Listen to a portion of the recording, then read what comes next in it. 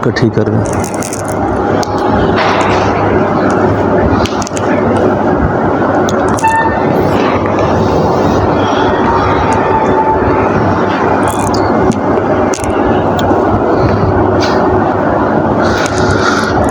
بسم اللہ الرحمن الرحیم۔ ہلکا ذکر رسول اللہ صلی اللہ علیہ وسلم کی بشارت ہے، اس کے بارے میں خوشخبری ہے کہ یہ جنت کا باغ ہوتا ہے، اور فرمایا جنت کے باغوں میں جاؤ، خوب سیرابی کرو، خوب چرو اس میں۔ تو ایک تو ہلکا ذکر کہ میں آنے سے پہلے اپنے جذبے میں اس بات کو شامل کیا کریں کہ میں اس جگہ جا رہا ہوں جس جگہ کے بارے میں رسول اللہ کی طرف سے فضیلت ہے، اور جنت کے باغ میں جا کر، جنت میں جا کے اللہ سے جو چیز مانگے تو ایسا نہیں ہوگا کہ اللہ اس کو رد فرما دے۔ اور پھر ہلکا ذکر کے فضائل میں رسول اللہ صلی اللہ علیہ وسلم نے فرمایا کہ آخر میں مغفرت کا اعلان ہے،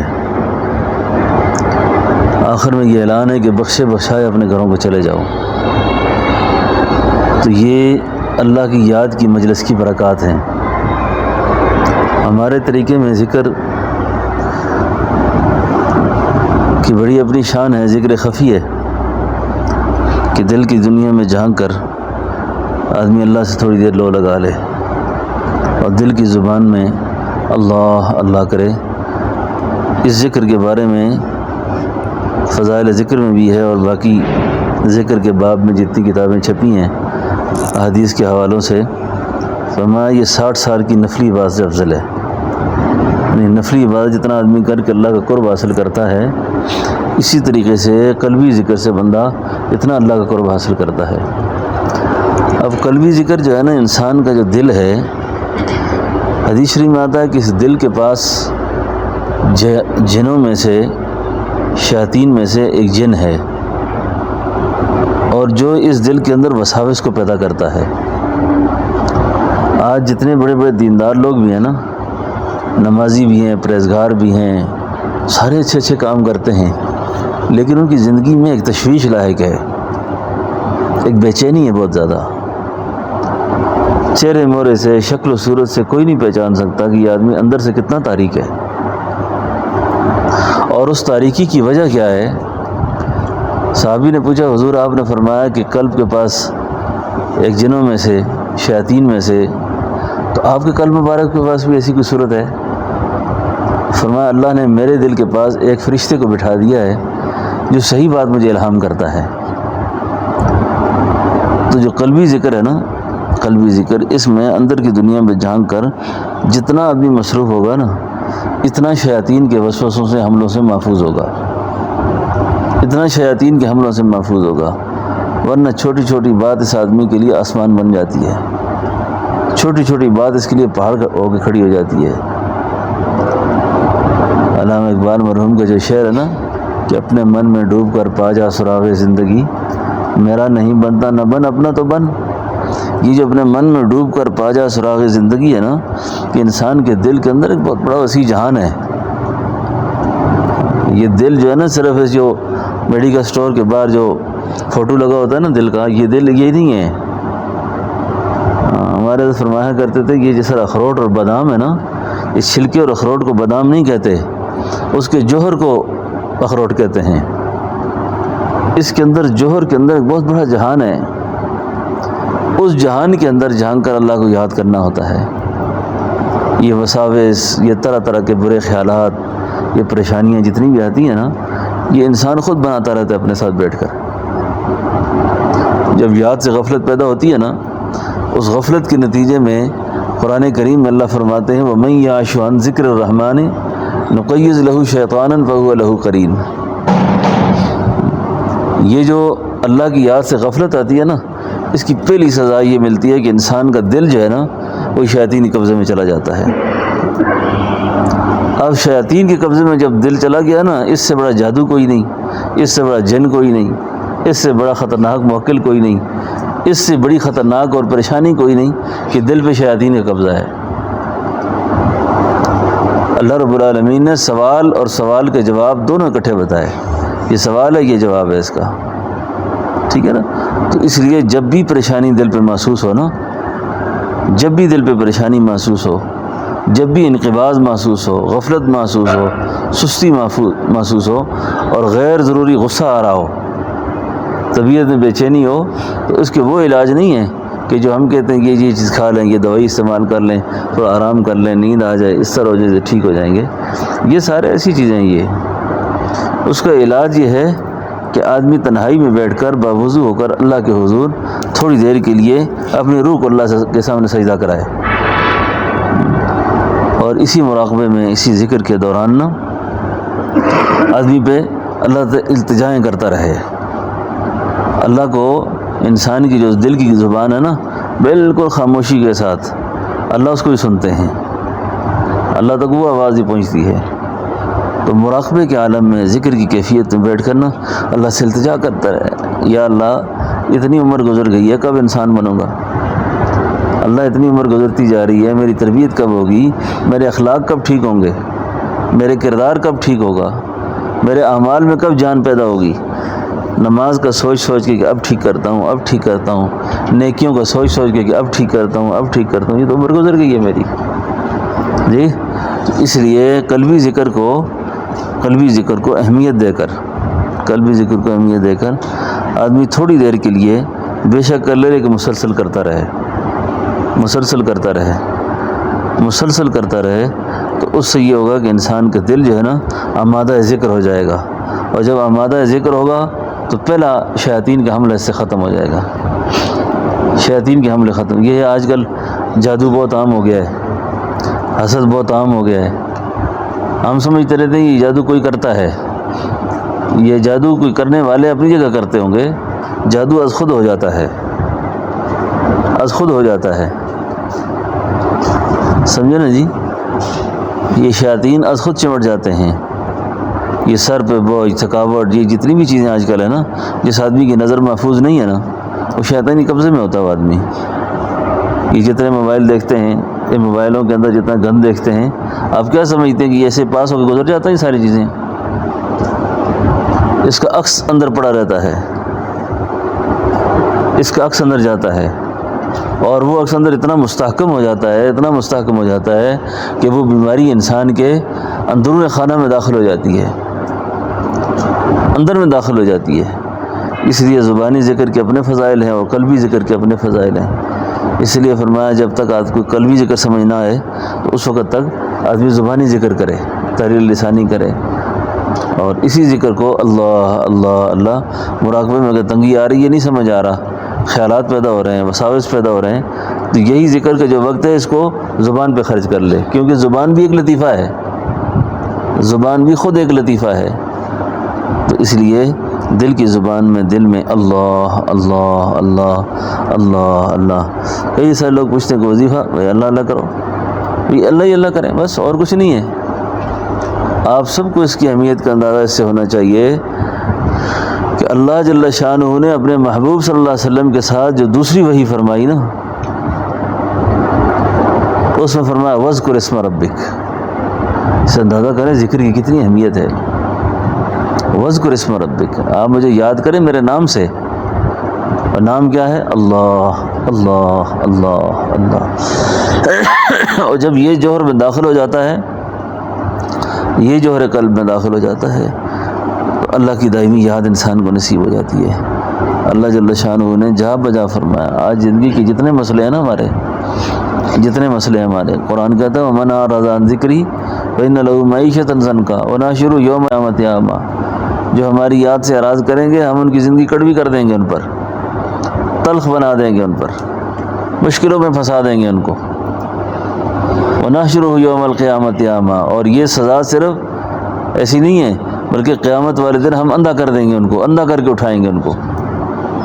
اور وہ کہیں گے اللہ ہم تو آنکھوں والے تھے، کیسے اندھے ہو گئے ہم. تو اس لیے ایک تو ذکر کے حلقے کا بھی اہتمام، اور اپنے اپنے مقام پر، اپنے اپنے ماحول میں، اپنے اپنے ماحول میں پوری کوشش اہتمام کرنا چاہیے ہم سب کو. جتنے لوگ ہم یہاں بیٹھے نا، ہم میں سے کوئی آدمی ایسا نہ ہو جس کی رات مردہ ہو. رات مردہ سمجھتے ہیں نا؟ رات مردہ اس کی ہوتی ہے جس کو تہجد کی توفیق نہیں ہوتی.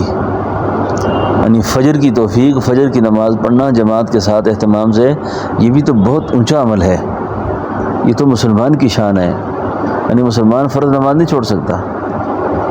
یعنی مسلمان فرض نماز نہیں چھوڑ سکتا. اگر اس سے فرض رخصت ہو گیا نا، اس کا مطلب یہ ہے کہ اس پر شیطان کی بہت زیادہ گریں لگی ہوئی ہیں. حدیث میں آتا ہے نا، جب آدمی صبح کے لیے نہیں اٹھتا نا، رات بھر شیطان اس کے گریں لگاتا ہے. گریں لگتی رہتی ہیں، گریں لگتی ہیں. جب وہ اٹھتا ہے نا، وضو کرتا ہے گریں کھلتی ہیں، ذکر کرتا ہے گریں کھلتی ہیں، اور جب وہ فجر کے لیے مسجد میں پہنچتا ہے پھر ساری گریں اس سے ہٹ جاتی ہیں. جی پھر وہ اشراق تک اللہ اللہ کرتا ہے، ذکر تسبیحات کرتا ہے، اس کے ساتھ انوارات شامل رہتے ہیں آدمی کے ساتھ. لیکن تہجد کی نماز کے لیے اٹھنا، رات کو 2-4 رکعت نماز پڑھ لینا، استغفار کر لینا، مومن کی شان میں اللہ والوں نے بڑی عجیب عجیب باتیں فرمائی ہیں. فرمایا جب اذان ہو رہی ہو نا فجر کی، اور اس وقت آپ خوب دعائیں مانگ کے فارغ بیٹھے ہوئے ہوں، یعنی اذان آپ سنیں اس وقت، یہ نہیں کہ اذان سے جاگیں آپ. اذان سے جاگنا اور ہے، اذان پہ جاگنا اور چیز ہے. یعنی اذان تک آپ کے معمولات پورے ہو چکے ہوں، یعنی اذان تک کے معمولات آپ کے یہ ہیں. اور گھر کے اندر تقریباً اس وقت جتنے ہم لوگ بیٹھے ہوئے نا، یہ ہم گھر کے بڑے بیٹھے ہوئے ہیں. بڑے تو مر گئے نا، اب ہم گھر کے بڑے ہیں. بڑوں کے مرنے نے ہمیں بڑا کر دیا نا. اب یہ ہمارے بچے جو ہیں نا، ہماری اولادیں، ہمارے گھر والے، یہ سب ہمیں دیکھتے ہیں. میں نے تو بزرگوں سے سنا کہ تہجد کی نماز اور تلاوت، ذکر، معمولات یہ اپنے بچوں کے سامنے کیا کریں، اپنے گھر میں کیا کریں، سنتیں گھر میں پڑھا کریں، تاکہ ان کو پتہ چلے کہ یہ بابا ہمارا جب دنیا سے رخصت ہوا ہے، باپ تو یہ رات کو ایسے کام کیا کرتا تھا، ہم بھی ایسے کریں. پھر اب ان بیچاروں کو پتہ ہی نہیں ہے. ہم نے بچوں کے سامنے رات دن ایک ہی کام ہے، موبائل دیکھتے رہتے ہیں، بس ایک ہی کام ہے. اب جو کچھ کر رہے ہیں یہ بھی کریں گے، پھر اولاد بھی وہی کچھ کرے گی. تو اس لیے ایک بات ذہن میں رکھیں، اولاد کی خطائیں، اولاد کی غلطیاں، اولاد کو کوسنے سے زیادہ اپنے آپ کو دیکھیں. اپنے کو دیکھنا ہے، اپنے کو دیکھنا ہے کہ یہ میری کسی وجہ سے ایسے ہو رہا ہے، میری کسی وجہ سے ایسا ہے. اور جو شخص اپنی اولاد کو نیک دیکھنا چاہے، اپنی گھر والی کو نیک دیکھنا چاہے، اس کو بجائے گھر میں جھگڑے کرنے کے، لڑائیاں کرنے کے، اس کو مسلمان کرنے کے، خود مسلمان ہو جائے.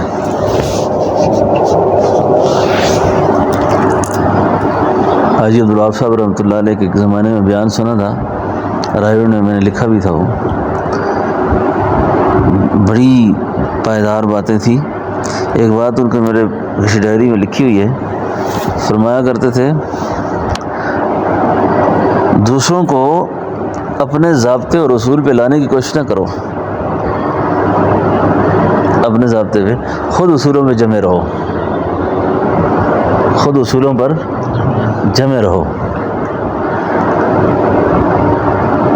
اور دوسرے کی تربیت و اصلاح کے لیے ان کو ایک ماحول فراہم کرو، ان کا اکرام کرو، ان کے ساتھ اکرام کا معاملہ کرو، ان کے ساتھ مہربانی کا معاملہ کرو.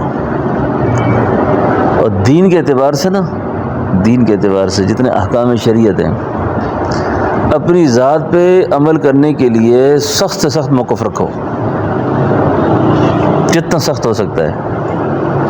لیکن دوسرے کی تربیت کے لیے جتنی زیادہ لچک دکھا سکتے ہو لچک دکھاؤ. بات ہے نا، ہم تھوڑے سے دیندار ہو جائیں نا، اپنی دینداری کو دوسرے میں مسلط کرتے ہیں. ایسا نہیں کرنا چاہیے.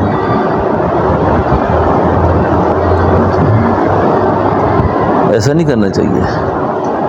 اب آپ یہاں تک پہنچے ہیں 30 سال گزار کر. اب 30 سال پہلے آپ اپنے اخلاق کو دیکھیں، کہاں تھے آپ؟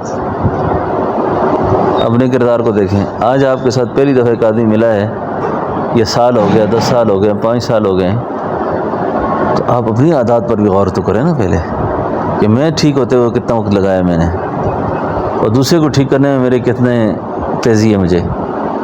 ہاں جی. تو اس لیے اولاد اور بچوں کے حوالے سے یہ میں اعمال پہ بات کر رہا تھا، تو ان کے سامنے ایسے اعمال کرنا ایسے اخلاق کی بات کرنا، ایسے کردار کی بات کرنا جس سے ان کی تربیت کا راستہ ان کو ماحول ملتا رہے۔ اور گھر کے ماحول سے شیطان کو بھگانے کے لیے سوائے اس کے اور کوئی طریقہ نہیں ہے کہ آپ ذکر اللہ کا اہتمام کریں۔ لیکن جب آدمی کے گھر میں صفائی کا اہتمام نہیں ہوتا نا، آپ کا واش روم صاف نہیں، آپ کا بیڈ روم صاف نہیں، آپ کا گھر صاف نہیں، تو ظاہر ہے مچھر آنے ہیں، گند آنا ہے وہاں پر، اور اس ماحول کے اندر طرح طرح کی چیزیں آتی ہیں، حشرات اور پیدا ہوتے ہیں۔ اب روزانہ صفائی کا اہتمام کرتے ہیں تو ایسی کوئی چیز نہیں آتی۔ گھر کے صحن میں آپ کے گملوں میں پھول لگے ہوئے ہیں، بلبل چہکے گی وہاں پر، اچھی سی چیزیں آئیں گی وہاں پر۔ یہ آسان چیزیں ہیں سمجھنے کے لیے، آپ جو کریں گے ویسا ہوگا۔ اس وقت ہماری جو بات ہو رہی ہے وہ ذکر پر ہو رہی ہے، ذکر پر، کہ ہمارے اندر سے وساوس ختم ہو جائیں، خطرات ختم ہو جائیں، باطن سے دوریاں اللہ سے ختم ہو جائیں، اللہ کی قربت نصیب ہو جائے، اور رسول اللہ صلی اللہ علیہ وسلم کے ساتھ ہماری جان پہچان پیدا ہو جائے، اللہ کے ساتھ جان پہچان پیدا ہو جائے۔ تو اس کے لیے میں اکثر دو ہی اعمال جو ہے نا، میں کوشش کرتا ہوں کہ یہ خود بھی کروں اور انہی کی بات زیادہ کرتا بھی ہوں کہ یہ دو چیزیں زیادہ کرنی چاہیے، ایک ذکر اسم ذات اور دوسرا درود پاک۔ درود پاک کی تسبیح جو ہے نا، کم از کم 1000 2000 5000 جتنا تک آپ کے ہاتھ پہ چل سکتی ہے نا، اس کو چلائیں، اس کو، اور جتنا رسول اللہ صلی اللہ علیہ وسلم کی قربت نصیب ہوگی نا درود کے ذریعے سے، اور ادھر سے ہٹ جائیں، پھر مراقبہ شروع کر دیں، قلب پہ ذکر شروع کر دیں، چلتے پھرتے اٹھتے بیٹھتے ہے، کوئی نہیں ہے پاس، کوئی آ رہا ہے جا رہا ہے، بات کرتا ہے نہیں کرتا، اس دوران آپ قلبی ذکر پکڑ لیں۔ آپ کو میں ایک بڑی خاص بات بتاؤں، آپ کا دفتر کا ماحول، آپ کا بازار کا ماحول، آپ کی رشتہ داری کا ماحول، بیوی کا ماحول، گھر میں شیاطین کے حملوں سے بچنا ہو نا، ذکر پکڑ لیں۔ یہ جس دور سے ہم گزر رہے ہیں نا، حدیث میں آتا ہے، سمت کی مثال دی ہے رائی کے ساتھ۔ رائی چرواہے کو کہتے ہیں نا، جو بکریاں بھیڑ بکریاں لے کے چلتا ہے نا، کتنا بڑا ریوڑ لے کے نکل رہا ہوتا ہے وہ، لیکن کوئی چرواہا ایسا نہیں ہے، کسی سے بکری ادھر بھاگتی ہے، کوئی دمبا ادھر بھاگتا ہے، کوئی ادھر جا رہا ہے، وہ کسی کو چھوڑ کر آ جائے، وہ سارے ریوڑ کو سمیٹتا ہے، اپنے باڑے میں لے آتا ہے اس کو۔ اس آدمی کو یہ تلقین کی گئی ہے۔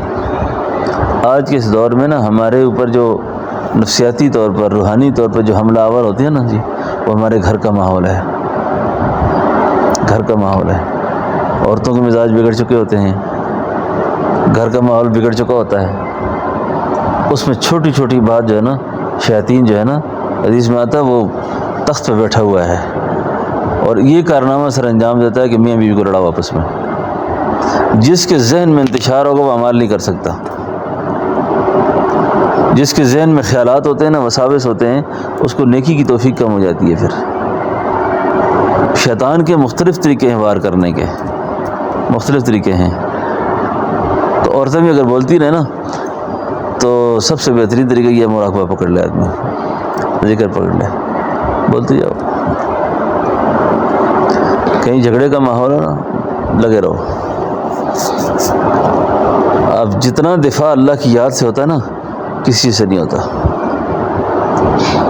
اور آپ کو بڑی عجیب بات سناؤں، یہ منتخب حدیث کی کتاب ہے نا، اس کا کبھی مطالعہ کیا کریں۔ اس منتخب حدیث کے اندر نا ایک حدیث ہے صحیح مسلم شریف کے حوالے سے، غالباً سیدنا ابوبکر صدیق رضی اللہ عنہ جو تھے نا، سیدنا ابوبکر صدیق، ان کو ایک آدمی نا سخت جملے کس رہا تھا، سخت باتیں کر رہا تھا ان سے۔ جب وہ سختی سے باتیں کر رہا تھا تو اللہ کے حبیب صلی اللہ علیہ وسلم پاس کھڑے مسکرا رہے تھے۔ سیدنا ابوبکر صدیق رضی اللہ نے اس آدمی کو کوئی جواب دینا چاہا، اللہ کے محبوب ہٹ گئے وہاں سے۔ سیدنا ابوبکر پوچھتے ہیں، حضور جب یہ شخص مجھے سخت نرم باتیں کر رہا تھا تو آپ مسکرا رہے تھے، اور جب میں نے جواب دیا تو آپ چلے گئے۔ تو فرمایا صدیق میں دیکھ رہا تھا کہ تیری طرف سے ایک فرشتہ اللہ نے بھیج دیا تھا، اور جو تیرے دفاع میں باتیں کر رہا تھا، اور جس وقت تو نے خود جواب دینا شروع کیا نا، فرشتہ وہاں سے اٹھ گیا، شیطان آ گیا، اور جہاں شیطان آ جائے نا وہاں اللہ کے نبی کھڑے نہیں ہوتے، وہاں اللہ کے نبی نہیں کھڑے ہوتے۔ تو ذکر کی جو برکات ہوتی ہے نا، ذکر کی برکات سے بڑے مسئلے حل ہو جاتے ہیں۔ میں آپ کو ایک بڑی عجیب بات سناؤں، ایک آدمی نے نا میرے سامنے کی بات ہے، کسی آدمی سے پراپرٹی کے پیسے لیے نا، پیسے لے لیے اور پیسے لے کر ان سے سائن وغیرہ سب کچھ کروا دیا ہے کہ میں نے پیسے دے دیے ہیں، لے لیے ہیں سب کچھ۔ اب اس بزرگوں کے ہاتھ میں کچھ بھی نہیں ہے، نہ قانونی طور پہ کچھ کر سکتے ہیں، نہ ان کے پاس کوئی گواہ ہے۔ اب میں اس مجلس میں مجھے ساتھ لے گئے، سارے نوسر باز بیٹھے ہوئے تھے، میں نے دیکھا یہ ساتھی ذکر جاری تھا اس کا، کل پر اس کے ذکر ہو رہا تھا، میں بھی مراقبہ پکڑ لیا۔ آپ یقین کریں جی، میں نے اسی کے دل میں کہا یہ اس کو شکست نہیں دے سکتے کبھی بھی، مرضی نے سارے کاغذ نہ کہ جو اسٹامپ نہ جو مرضی ہے کریں گے، یہ بندہ ذاکر ہے، اس کے ساتھ چھیڑ چھاڑ کریں گے مار کھائیں گے یہ۔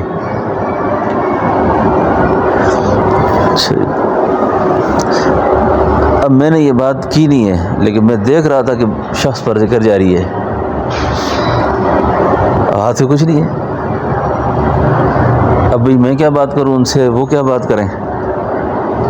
میں تو حوصلہ افزائی کے لیے چلا گیا، میں چلو تھوڑی دیر کے بعد بندہ کہتا جی باجی پیر صاحب تسی آیا، تھوڑی وجہ تسی مہربانی کر دینے تے باقی یہ بزرگ جڑے نا جی، میں نے کہا اپنی سچائی کے لیے تو جو مرضی کرے، ابھی سو جھوٹ بولے گا نا، سو جھوٹ بولے گا، لیکن میں نے کہا کام اس نے نہیں کیا، کام اس شخص کا جو دل کر رہا ہے نا، ٹھیک ہے نا، کام اس شخص کے دل نے کیا ہے۔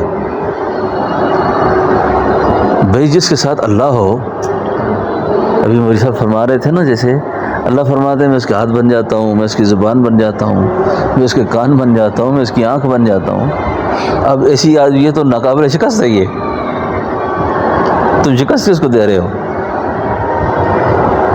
حضرت مولانا سید احمد خان صاحب رحمۃ اللہ علیہ فرمایا کرتے تھے، ہوش کرنا کبھی اہل ذکر سے چھیڑ چھاڑ نہ کر دینا، اہل ذکر سے چھیڑ چھاڑ نہیں کرنی کبھی بھی، ان سے مسابقہ نہیں کرنا کبھی بھی، ان سے بڑھنے کی کوشش نہیں کرنی کبھی بھی۔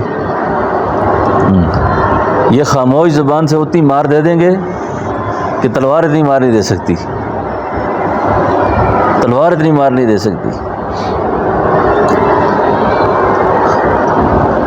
کسی دیوان کے اندر میں نے ایک بات پڑھی تھی، بندہ ہو نا ذاکر، اس کو اپنی دفاع اور اپنی صفائیاں نہیں دینی چاہیے کبھی بھی، اور خاص کر کے آج کے اس دور میں اپنی صفائی کے لیے کسی کے آگے پیش نہ کرے، اور ذلیل ہو جاتا ہے آدمی، کیونکہ جہلا کا ماحول ہے، جاہلوں کا ماحول ہے، اور جاہلوں کے لیے قرآن نے ایک پیغام دیا ہے کہ ان کو سلام کیا کرو بس۔ جاہل کو سب سے بڑی زکوٰۃ جو انسان نے دینی ہے نا، وہ سلام کی دینی ہے بس۔ اذا خاطبهم الجاہلون قالوا، بس آپ کو سلام ہے جی، بس جو کچھ کہہ رہے ہیں آپ ٹھیک کہہ رہے ہیں۔ بحث میں الجھیں گے، اس وقت کریں کیا؟ متوجہ اللہ ہو جائیں بس۔ اس بزرگ نے بڑی عجیب بات لکھی ہے، اللہ والوں کے اپنے اپنے مزاج رہے نا، کسی نے اپنے انتقام دنیا میں لیا، کسی نے آخرت پہ موقوف کیا۔ دنیا میں بدلہ لینے والوں نے اس لیے لیا کہ اللہ اس کو میری وجہ سے آخرت میں سزا نہ دے، وہاں سزا زیادہ ہوگی۔ کسی نے دنیا میں بد دعا کر کے نا اس کو بیڑا غرق کر دیا، اور کسی نے وہاں کے لیے چھوڑ دیا۔ لیکن میں آپ کو اپنا مسلک بتاؤں، اس وظیفے کو پکا کر لیں، وہ یہ ہے کہ یا اللہ میری وجہ سے نہ تو دنیا میں کسی کو سزا دے، نہ مرنے کے بعد دے کسی کو سزا۔ یہ پکا وظیفہ، اللہ میری وجہ سے نہ دنیا میں کسی کو پکڑنا اور نہ آخرت میں، اور جن جن کو میں نے تنگ پریشان رکھا ہے نا، اللہ تو ان کے دلوں میں ڈال کہ وہ میرے بارے میں یہی جذبہ رکھیں وہ، کیونکہ ہمیں تو دوسروں کی غلطی نظر آتی ہے نا، اپنی غلطی نظر نہیں آتی کہ ہم کتنا بوجھ ہے لوگوں پر، ہم نے کتنے لوگوں کو پریشان کیا ہے۔ اور یہ جذبہ جو ہے نا صرف اس واسطے ہے کہ یا اللہ تاکہ مجھے روز محشر پکڑنا ہو، ورنہ قبر کے دھانے تک پہنچتے ہی نا، حتیٰ زرتم المقابر جیسے ابھی پڑھا جا رہا تھا نا، قبروں کے دھانے تک پہنچتے ہی نا پتہ نہیں ہمارے ساتھ کیا کچھ ہو جانا ہے، پتہ نہ کیا کچھ ہونا ہے ہمارے ساتھ، پتہ نہیں کیا کچھ ہونا ہے۔ تو اس لیے ایک تو یہ معاملہ اللہ کے سامنے آدمی اس طرح کر لے، یہ بڑے ظرف کا ثبوت ہے۔ اور حدیث میں آتا ہے کہ بڑی خوش نصیب ایک جماعت انسانوں میں ایسی بھی ہے کہ جن کے روز محشر اللہ ان کے وکیل خود ہوں گے۔ اللہ کے علم ازلی میں یہ بات طے تھی کہ اس شخص کو میں نے آگ میں جلانا نہیں ہے، اس کو میں نے جنت میں لے جانا ہے، لیکن کچھ غلطیاں اس سے ایسی سرزد ہو چکی ہیں کہ جس سے آخرت کا معاملہ اس کا بہت ہی پریشان کن ہے۔ اب اللہ اس کو مغفرت کرنا چاہتے ہیں اس کی کسی نیکی کی وجہ سے۔ تو حدیث میں آتا ہے کہ اللہ روز محشر جو ہے نا اس آدمی کو، جو اس کے ساتھ اس کے معاملات تھے، اس کو کہیں گے اس کو معاف کر بھائی، بخش دے اس کو۔ وہ کہتا ہے یا اللہ نہیں بخشتا اس کو، نہیں معاف کرتا، اس نے مجھے یوں تنگ کیا، یوں کیا۔ آواز دینے والا آواز دے گا، اوے پیچھے مڑ کر دیکھو ذرا، پیچھے دیکھو ذرا سارے۔ پیچھے جب دیکھتا ہے تو خوبصورت محلات، گھنے باغات اور انسان کی طبیعت کے موافق چیزیں ساری نظر آ رہی ہیں اس کو، اور یہ اللہ سے پوچھتا ہے یا اللہ یہ منظر کس کا ہے؟ فرمایا یہ اس کا ہے جو میرے لیے کسی کو معاف کر دیتا ہے، جو میرے لیے کسی کو چھوڑ دے۔ وہ کہتا ہے خدایا میں چھوڑتا ہوں، مجھے دے ابھی، میں ابھی چھوڑتا ہوں اس کو۔ جو انسان کی دنیا کی طبیعت ہے نا، وہ طبیعت آخرت میں بھی ہوگی نا۔ زُيِّنَ لِلنَّاسِ حُبُّ الشَّهَوَاتِ مِنَ النِّسَاءِ وَالْبَنِينَ وَالْقَنَاطِيرِ الْمُقَنطَرَةِ مِنَ الذَّهَبِ وَالْفِضَّةِ، سونا چاندی پلاٹ مال، یہ وہاں بھی پسند ہے آدمی کو نا جیسے دنیا میں پسند ہے، ٹھیک ہے نا۔ تو یہ ساری چیزیں وہاں بھی اس کو دل کو مرغوب ہوں گی۔ تو اللہ اس کی نفسیات کے مطابق اس کو ابھی گھر دکھا کر نا اس کا کام کر دیا، سمجھے نا۔ تو یہ فقیر کا مسلک یہی ہونا چاہیے۔ آپ کو میں کیا عجیب بات سناؤں، یہ حضرت مجدد ثانی جو تھے نا، حضرت مجدد، افسوس کہ اللہ والوں کی تعلیمات اس وقت دم جھاڑ پھونک اور تعویذوں تک رہ گئی ہے۔ لوگوں نے اسی کو دین سمجھا ہے، سارا اسی کو سمجھا ہے۔ اصل جوہر کوئی اور چیز ہے، یہ چیزیں تو ہمارے مقصود میں ہے ہی نہیں ہے۔ اس لیے لوگ کہتے ہیں یہ پتہ نہیں یہ مشرک ہیں، بدتی ہیں، پتہ نہیں کیا کچھ کہتے ہیں، ورنہ اللہ والوں کی جو توحید ہے نا، اللہ والوں کی جو توحید ہے اس تک تو کوئی پہنچا ہی نہیں ہے۔ لوگ کہتے ہیں مردوں سے کچھ نہیں ہوتا، اور مرد تو ایسے بھی کچھ نہیں کر سکتے، زندے بھی کچھ نہیں کر سکتے، زندوں سے بھی کچھ نہیں ہوتا، اور زندوں سے بھی کچھ ہونے کا یقین جو ہے نا یہ شرک ہے، یہ کچھ کرے گا، وہ بھی کچھ نہیں کر سکتا، وہ بھی کچھ نہیں کر سکتا۔ اور اگر کچھ کوئی کرتا ہوا نظر آ رہا ہے تو اس کے پیچھے بھی اللہ کی ذات ہے۔ کبھی آپ نے دیکھا نا ڈاکیا منی آرڈر دیتا ہے نا، تو پیسے تو ڈاکیے کے ہاتھ میں نظر آتے ہیں، منی آرڈر اس کے ہاتھ میں ہوتا ہے، لیکن بھیجنے والا کوئی اور ہوتا ہے، یہ سمجھتا ہے کہ میں ہوں، یہ سمجھتا ہے میں ہوں۔ ہم اللہ کو نہیں سمجھ سکے ابھی تک، اور ہم سمجھا نہ سکے۔ حضرت مجدد الفسانی رحمۃ اللہ علیہ جو تھے نا، امام ربانی حضرت مجدد الفسانی، 1000 سال کے لیے اللہ نے مجدد بنا کر بھیجا، اس لیے الفسانی کہتے تھے ان کو۔ اس لیے نقشبندی سلسلے کا جو فیض ہے نا، یہ مزید 400 سال تک غالب رہے گا دنیا پر۔ سارے طریقے اپنی جگہ مبارک ہیں، لیکن نقشبندی طریقے کا فیض غالب اس لیے رہے گا کہ یہ الفسانی تھے، ابھی ان کو گزرے ہوئے 600 سال ہوئے ہیں، 400 سال باقی ہیں ابھی، ٹھیک ہے نا۔ تو حضرت مجدد الفسانی جو تھے نا، ان کا نام تھا شیخ احمد فاروقی سرہندی مجدد الفسانی۔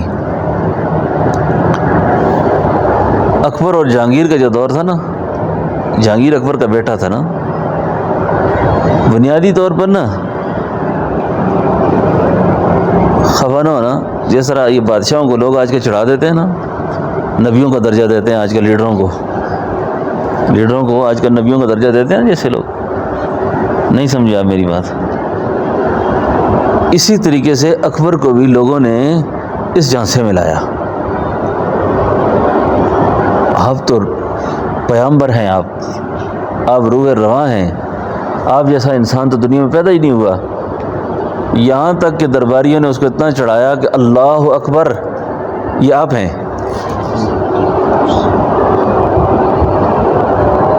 وہ بھی بادشاہی کے غرور میں، تکبر میں انا کے آگے پتہ نہیں کیا سے کیا ہو گیا۔ حالانکہ بنیادی طور پر یہ جو اس کا بیٹا جہانگیر تھا نا، اس کے ہاں اولاد نہیں تھی اکبر کے ہاں۔ اس زمانے کے چشتیہ سلسلے کے ایک بزرگ تھے حضرت خواجہ سلیم چشتی رحمۃ اللہ علیہ۔ یہ حضرت خواجہ سلیم چشتی کے پاس گیا تھا کہ حضرت میری اولاد نہیں ہے۔ انہوں نے دعا فرمائی تھی کہ اللہ اس کو ایک بیٹا دے۔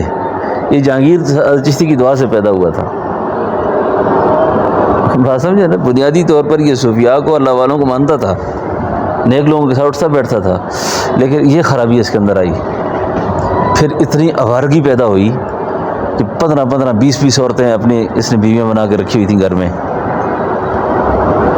اس میں نا آپ کو بڑی عجیب بات، ایک عورت اس کی بیوی جو تھی نا، وہ غالی قسم کی ہندو عورت تھی، کٹر مذہبی ہندو۔ ایک دن نا اس کو آ کر کسی نوکر نے کہا کہ وہ فلاں جو بیگم صاحب ہے نا، انہوں نے اللہ کے نبی کی توہین کی ہے، اور اس طرح توہین کیا۔ اچھا، اکبر نے کہا مولویوں کو بلاؤ۔ ایک مولوی صاحب کو بلایا، کہا یہ توہین رسالت کی سزا کیا ہے؟ نے کہا سر تن سے جدا ہے۔ کہا لو یہ مارو اس کو، مارو اس کو۔ یعنی یہ اس کے یہ جذبات تھے۔ لیکن جب فتنے میں مبتلا ہوا نا، تو یہاں سے یہاں کہاں تک پہنچ گیا کہ خدائی کے دعوے تک بات آ گئی، میں ہی اللہ اکبر ہوں۔ بات یہ کر رہا تھا کہ اللہ والوں کے جو اخلاق ہیں نا، حضرت مجدد الثانی رحمۃ اللہ علیہ نے جو مار دی نا، قلعہ گولیار کے اندر 2.5 سال قید رہے، 2.5 سال قید کاٹی۔ مجھے سجدہ کرو، جھکو میرے آگے۔ کہتے ہیں کہ آخری دفعہ نا جھکانے کی اس کی بات آرڈر تھا، اس کو آج کی زبان میں امر ملکی کہتے ہیں، بادشاہ کا آرڈر ہے۔ اب امر ملکی کو چیلنج ہے، نہیں کرتا۔ اس نے کہا یار میں نے کہہ دیا ہے تو یہ مولوی قابو میں نہیں آتا، کریں تو کیا کریں اس کا۔ اس زمانے کا جتنا تیز ترین میڈیا تھا نا، پروپیگنڈا، ان سب کو کھڑا کیا، ایک کھڑکی بنائی، ایسی کھڑکی بنائی کہ جس سے حضرت مجدد جھک کر اندر آ جائیں تو وہ میڈیا والے دیکھ کر کہہ دیں گے کہ بھائی سجدہ کر لیا اس نے۔ لیکن حضرت مجدد جب تشریف لے گئے نا، تو حضرت مجدد نے پہلے پاؤں اندر کیے، پھر دھڑ اندر کیا، پھر سر اندر کیا۔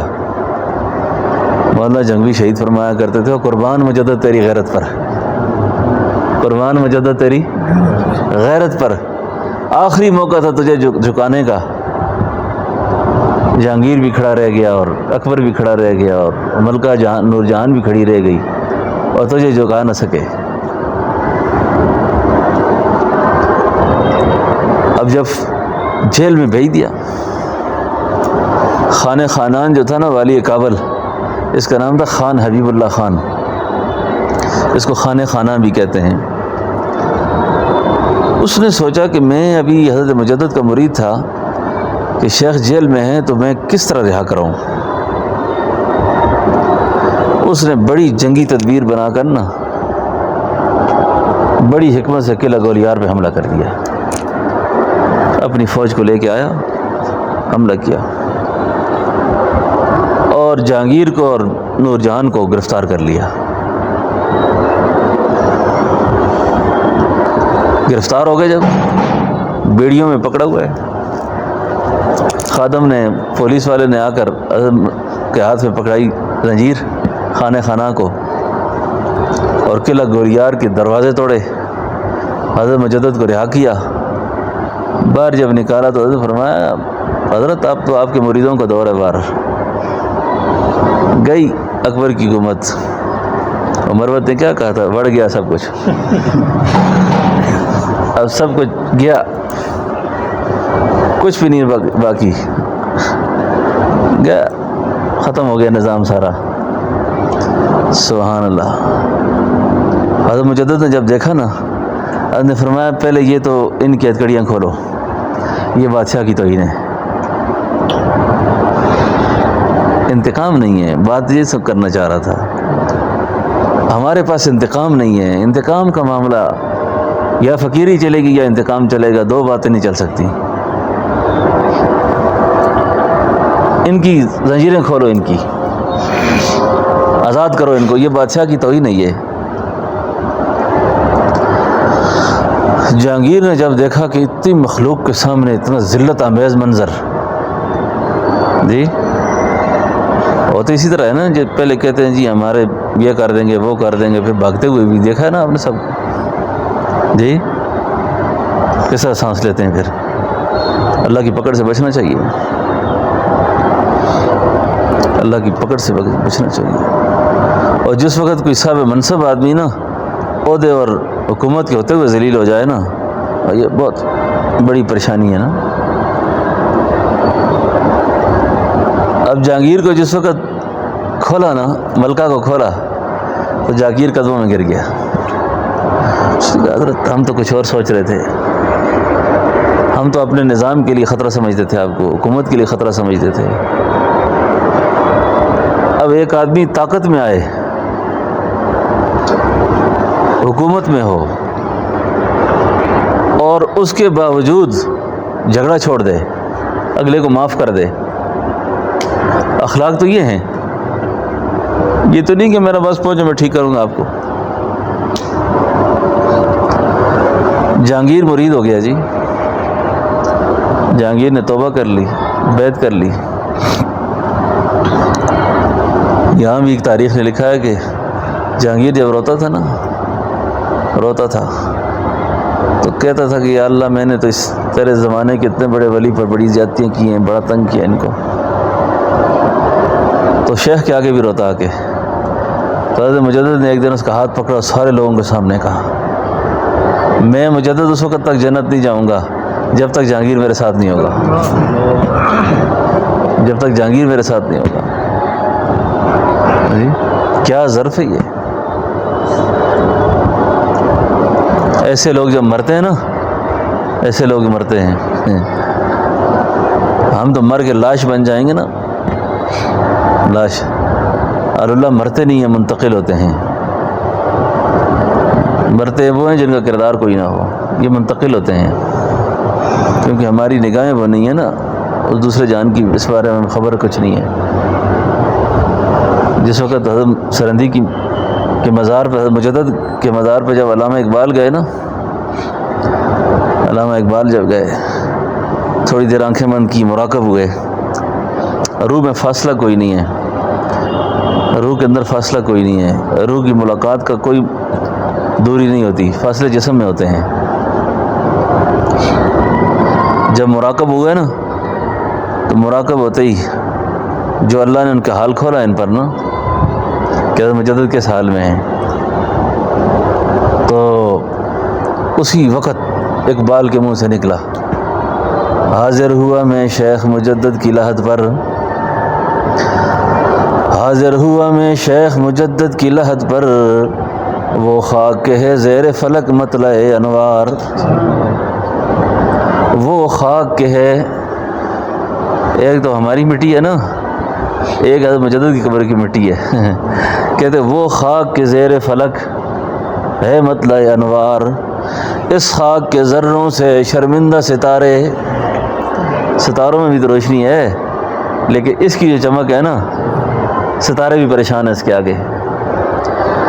اس خاک کے ذروں سے شرمندہ ستارے، جس خاک میں پوشیدہ ہیں یہ صاحب اسرار، گردن نہ جھکی جس کی جہانگیر کے آگے، گردن نہ جھکی جس کی جہانگیر کے آگے، جس کے نفس گرم سے ہے گرمی احرار، وہ ہند میں سرمایہ ملت کا نگہباں، اللہ نے کیا جس کو بر وقت خبردار۔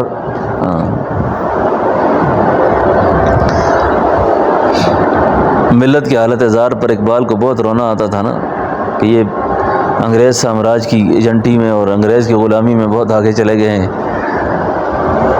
تو وہ جو حضرت مجدد کے سینے میں تھا نا، اقبال کہتا ہے میں نے ان سے ایک درخواست کی وہاں پر، کی عرض میں نے کہ عطا ہو سلسلہ فقر مجھ کو، جو کچھ آپ کے سینے میں ہے اس سے کچھ تھوڑا سا مجھے بھی عنایت ہو جائے۔ کی عرض میں نے کہ عطا ہو سلسلہ فقر مجھ کو، آئی یہ صدا کہ سلسلہ فقر ہوا بند۔ آئی یہ صدا کہ اہل نظر جو ہیں اس وقت بیزار ہیں، بہت زیادہ اہل نظر بہت زیادہ بیزار ہیں۔ تو ساری باتوں کا خلاصہ یہ ہے کہ جب اللہ کا تعلق دل میں نصیب ہو جائے، تعلق مع اللہ نصیب ہو جائے، آدمی کے اعمال تھوڑے ہی کیوں نہ ہوں لیکن تزکیہ نصیب ہو۔ تزکیہ کا اعلیٰ درجہ یہ ہے کہ انسان کے اندر رحم ہو، صلہ رحمی ہو، معافی ہو، درگزر ہو، دوسروں کے سامنے اپنے آپ کو پامال کر دے، ختم کر دے۔ یہ کوئی اتنی بڑی بات نہیں ہے کہ بندے کا آخرت کا سودا ٹھیک ہو جائے، اللہ کے سامنے صحیح ہو جائے۔ ربنا تقبل منا وتب علینا انک انت التواب الرحیم، اللہم انک عفو کریم تحب العفو فاعف عنا، اللہم انک عفو کریم تحب العفو۔ اے اللہ ہمارے گناہوں کو معاف فرما، اللہ ہماری خطاؤں سے درگزر فرما، اللہ ہماری پریشانیاں دور فرما، اللہ مشکلیں آسان فرما، اللہ ہماری تنگ دستیاں دور فرما، اللہ ہمارے قرض دور فرما، مرض دور فرما، علت ذلت سے بچا، بری موت سے بچا، برے انجام سے بچا، خاتمہ ایمان پہ فرما، جتنی زندگی باقی اللہ دین پہ زندہ رکھ، دنیا سے جائے خاتمہ ایمان پہ فرما، اللہ اس ساری مجلس کو کامیاب فرما، سب کی جائز ارمان پورے فرما، سب کی جائز ضرورتیں پوری فرما، سب پر خصوصی فضل فرما، وصلی اللہ علی نبی الکریم برحمتک یا اللہ۔